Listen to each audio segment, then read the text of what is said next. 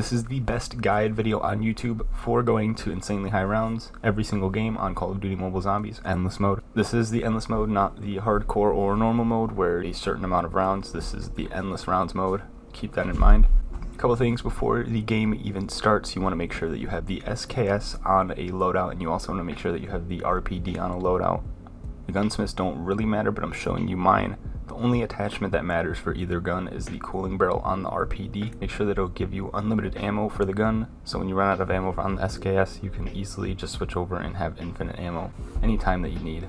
Also, for this strategy, I highly recommend Medic over Poltergeist, Trapmaster, or the Sentry, because you're playing solo, so you kind of really need to survive at all costs, and the Medic class is one of the most overpowered ways to heal back up if you're not able to get away from the zombies or able to go buy a new shield really fast.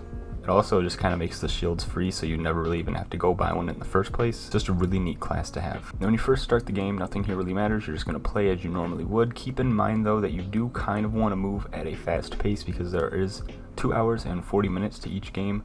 There's a timer at the top left that increases every round by 5 minutes. There's also a hidden timer that is set at 2 hours and 40 minutes every single game, and it will end no matter what. So like I said, just speedrun as fast as you can, get all the perks, get your guns, get them upgraded. Just try and get these rounds busted out as fast as possible. The first 10 will be really quick and easy, and you're kind of going to start to get bosses thrown in each round. So that's where we have to talk about how to deal with them the easiest and quickest way. Now for this strategy, we're going to be taking advantage of the spawn manipulation in this game, but when you have bosses spawning in each round, it makes it a little bit tricky to do so, especially if it's the Inferno or the Avogadro. So you're not going to start off each round in the spawn manipulation room. You're going to kind of just run around an open free area where you have lots of room to wiggle around and just not get trapped. Each revive token is very crucial. You want to save them all the way up until you absolutely need them. And obviously that's not ever the case. You never want to use them, but you just want to try and prolong it as long as possible, and being in an open area is way better than being in a closed area, especially with the Avogadros, because I've died so many times just getting trapped by them.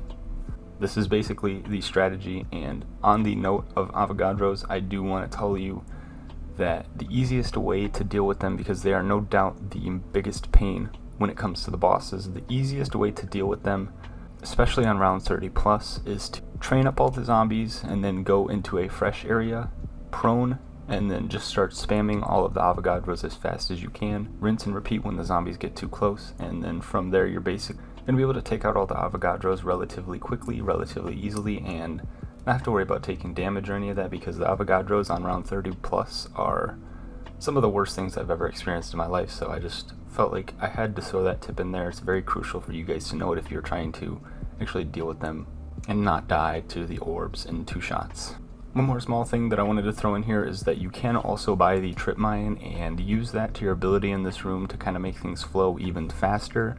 I know that was one thing that I threw in my attempts last night, and it kind of did speed things up when it came to taking out 4 or 5 zombies at a time that were coming in the room, and helped me reset on certain occasions. So I just wanted to throw that in there, that the trip mine is definitely very useful. With all these little tips and tricks in mind for this strategy, you can take it as far as you want. There's gonna be basically no struggles if you can take all of these tips into consideration. The SKS is a one shot all the way up until 37, I believe, if you max it and have all the perks. Make sure that you are playing smart. Do not get trapped in sticky situations. Make sure you're not letting yourself get too close to the zombies.